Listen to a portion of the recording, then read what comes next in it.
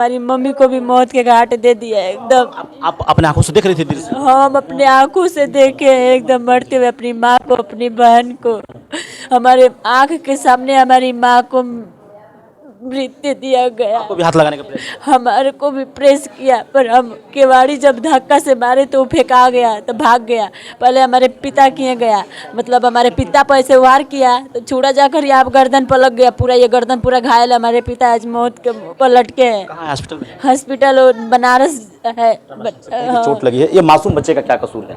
जिस तरह एक माँ से इसको जुदा करना और फिर माँ को यानी अपनी पत्नी को, अपनी सास को मौत के घाट उतार देना। हालांकि स्थिति ये बयां कर रही है, तस्वीरें बयां कर रही है। बच्चा डर भी रहा है, मासूम बच्चा है, उसको तो ये भी नहीं पता है कि मेरे पापा क्या किए हैं, मेरे मम्मी को क्या हो गया, मेरे नाना को क्या हो गया। स्थितियाँ परिस्थितियाँ बड़ा यहाँ पर नाजुक देखी जा रही है।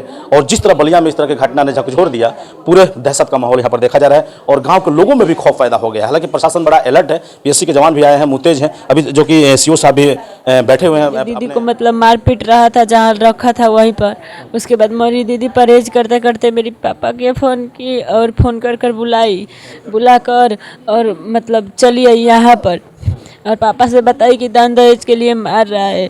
उसके बाद एप्लीकेशन डाले दान दहेज के लिए, मतलब पहले अपने मर्जी से शादी किया, अब दान दहेज मांग रहा है वो, तो इसीलिए एप्लीकेशन गड़वा रहा है उनका थाना। वहाँ पर डाला गया एप्लीकेशन, सब कुछ किया गया, बाकी कोई भी पुलिस छानबीन कोई भी कुछ नहीं की। जैसे कि हम बताते चलें, इस वक्त बलिया के बछईपुर में हैं और जिस तरह सुबह से आप एक खबर देख रहे हैं, जो कि एक कलयुग दामाद ने अपने सास और पत्नी को मौत के घाट उतार दिया। हालांकि इस तरह का चाकू से निर्मम हत्या करना एक रिश्तों को भी कहीं ना कहीं देखा जा रहा है तो कलंकित करता हुआ नजर आ रहा है। और अपने ससुर को भी घायल अवस्था में, हालांकि ट्रामा सेंटर में उनका इलाज चल रहा है, ज़िंदगी और मौत की स्थिति उनकी बनी हुई है। और यही घर है और जो कि घर के जो कि लोग हैं, इधर मैं चाहूँगा कैमरा पर्सन थोड़ा घुमाकर दिखाने का प्रयास करेंगे। ये सदस्य हैं इस घर के और काफ़ी लोग जो कि मायूस हैं, लाचार परिवार। हालांकि जिस घर में दो मौत हो जाएं, जो कि देख सकते हैं कि ये बच्चा है। थोड़ा सा मैं बात करूँगा बच्चे से, थोड़ा सा डर बाबू बाबू बाबू बाबू डर रहा बाबू क्या नाम है आपका? क्या नाम है? नाम बता दो। अभी टूटा। अभी गुप्ता। मम्मी का क्या नाम है? मम्मी डर पिया। हाँ। क्या नाम है? पापा का नाम पता है? छोटा।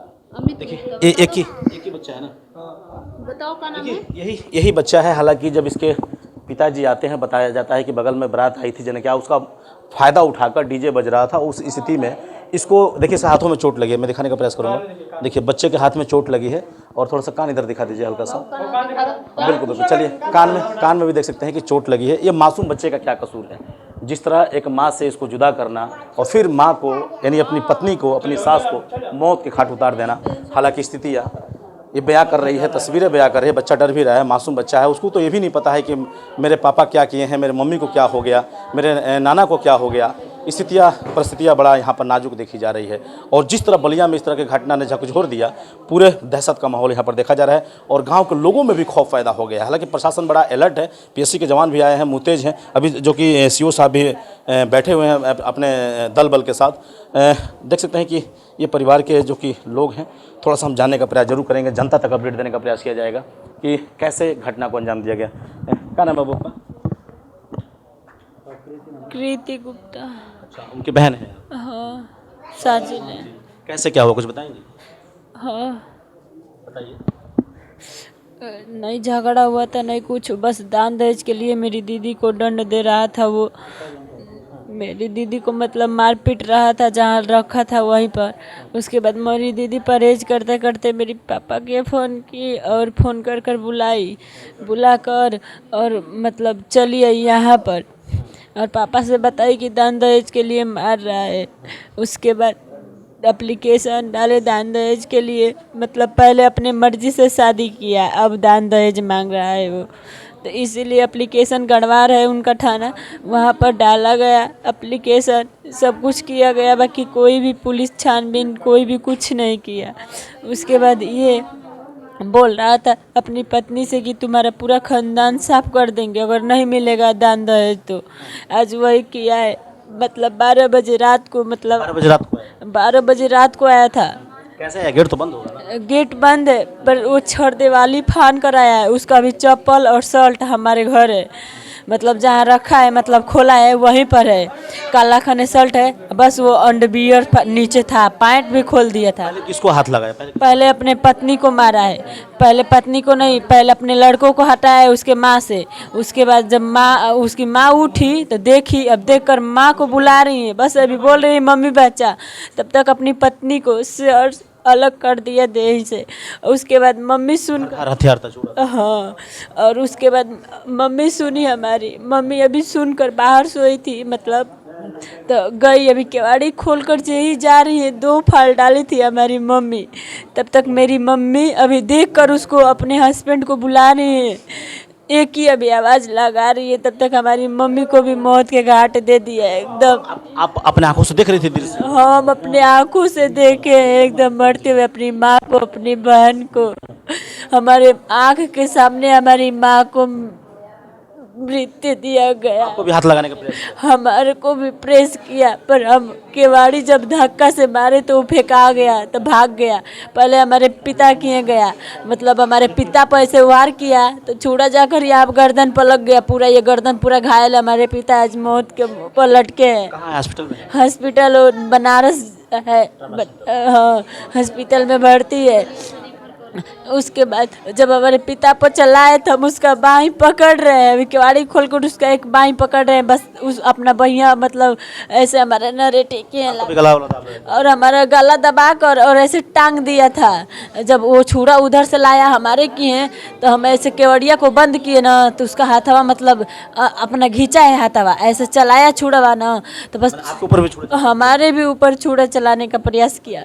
बस हम केवाड़ी को ऐसे धकेले ना आए तो वो पीछे चला गया। हमारे पिता यहाँ पर भगते भगते हमारे में वो बच गया, मतलब मारने में, तो हमारे पिता वहाँ से रोते हुए इधर आए, सबको चिल्ला रहे थे। बस वो अब सोचा कि अब पकड़ा जाएंगे, तो खेते खेते तिरकट्टे भगाए, बस अंडी बियर पर था और कुछ नहीं था। और उसके जीजा भी उसके साथ मिले हुए हैं, उसकी दीदी, उसके सब परिवार उसके साथ मिला हुआ है। तो हम यही चाहते हैं सरकार से, क्या मांग करेंगे शासन से हम यही मांग करेंगे, हाथ जोड़ी है कि जैसे हमारी माँ और बहन को मृत्यु की घाट दी है, वैसे उसको और उसकी माँ और उसकी बहन को, तीनों को मृत्यु की घाट हमारे आँख के सोझा मिलेगी, अब जाकर हमारा सुकून मिलेगी। फांसी की सजा दी जाएगी, उसको पकड़ कर जल्द से जल्द उसको फांसी की सजा दी जाए। और क्या नाम था? हमारे दीदी का प्रीति नाम था। हाँ, आपने कभी सोचा था कि मेरे घर में इस तरह का भी तांडव देखने को? हम कभी नहीं सोचा था, आज पहली बार रास्ता देखे हमें ऐसा। हमारी आँख के सोचा हमारी माँ गुजरते हुए हम अपने कुछ नहीं कर पाए। देखिए, मासूम बेटी इस घर का, हालांकि पूरा घर उजड़ गया एक तरह से कहा जाए तो। ये बहनें हैं, परिवार के कुछ सदस्य हैं। मैंने बच्चे से बात करने का प्रयास किया, इन लोगों का रो रो कर हाल बुरा हुआ पड़ा है। और इन्होंने जो भी वारदात घटना हुआ था पूरी अपने आंखों से देखा।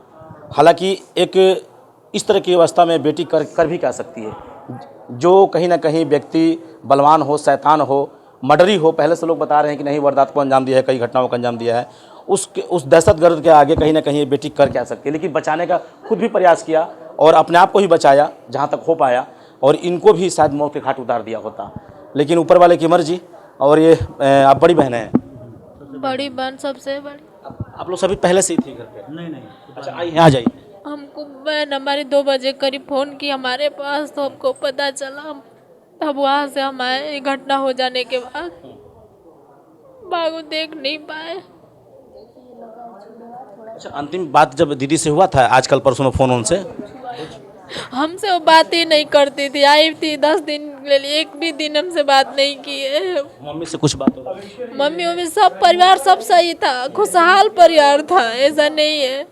बस पापा बताए कि हम दहेज वहेज के लिए उसको मारा हो रहा था, तो गईनी एप्लीकेशन होकर डालनी थाना में, डरावे खाती कि सुधर जाए,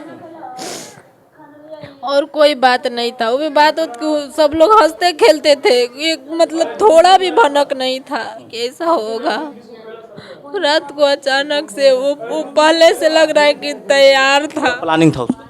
प्लानिंग था, तभी तो धमकी भी दिया है कि और भी परिवार में इस तरह का? धमकी कई बार दिया था बहन से कि तुम्हारे परिवार को सब खत्म करेंगे, खत्म करेंगे। हमको भी धमकी दिया है मारने के लिए, हमारे हस्बैंड को धमकी दिया है मारने के लिए। तो ऐसे दहशतगर्द को क्या मांग करेंगे शासन प्रशासन से? उसको पकड़ी जाए, वो पकड़ा जाए, उसको सजा दिया जाए, उसको फांसी पर लटका दिया जाए, उसको जिंदा न छोड़ा जाए। सरकार से यही निवेदन है। देखिए, हालांकि ज़्यादा हम बात करने का प्रयास नहीं करेंगे, रो रहे हैं लोग और अपडेट देने का मैं प्रयास कर रहा हूँ कि जो स्थिति है, हालांकि स्थिति देख सकते हैं कि नाजुक बनी हुई है। सभी लोग जो कि समझाने का प्रयास कर रहे हैं और यही बच्चा है, यही मासूम बच्चा है। इस बच्चे का क्या कसूर है? इसकी माँ को छीन लिया गया है, इसके नानी को छीन लिया गया है, इसके नाना भी कहीं ना कहीं ज़िंदगी और मौत की ज़िंदगी जो कि जूझ रहे हैं। ये मासूम बच्चा, हालांकि पहले बार जो कि इस बच्चे को ही देखा जाए तो किया गया था, लेकिन ईश्वर को भी तय था कि ये बच्चा सही सलामत रहे और हमारे आपके बीच में दिखाई दे रहा है। इस जो कि कहीं ना कहीं इसको शायद पता भी नहीं होगा कि मेरी माँ है कहाँ पे, कुछ जानकारी नहीं है, लेकिन बच्चा जो भी है परिवार में घुला मिला हुआ है। और बताइए, बिल्कुल बिल्कुल इस तरह जो घटना हुआ है, हालांकि बड़ा निर्मम कहा जाएगा, निर्मम हत्या जो कि कभी कोई सोचा भी नहीं होगा कि परिवार में इस तरह की घटना भी हो सकता है। लेकिन दहशतगर्द ने जिस तरह बलिया में इतनी बड़ी घटना को अंजाम दिया, काफ़ी दयनीय स्थिति देखी जा रही है।